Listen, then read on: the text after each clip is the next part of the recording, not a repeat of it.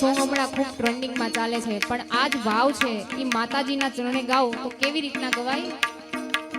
એ તારા મઢમાં બેસનારી કદી ખોટું નહીં બોલે, એ તારા મઢમાં બેસનારી કદી ખોટું નહીં કરે, તું સમરે હાચા મનથી માડી હા કલે રે આવે, એ સમરે હાચા મનથી ખોડલ હા કલે રે આવે, એ તારા મઢમાં બેસનારી ખોડલ કમાયું બોલે, એ તારા મઢમાં બેસનારી ખોડલ કમાયું બોલે,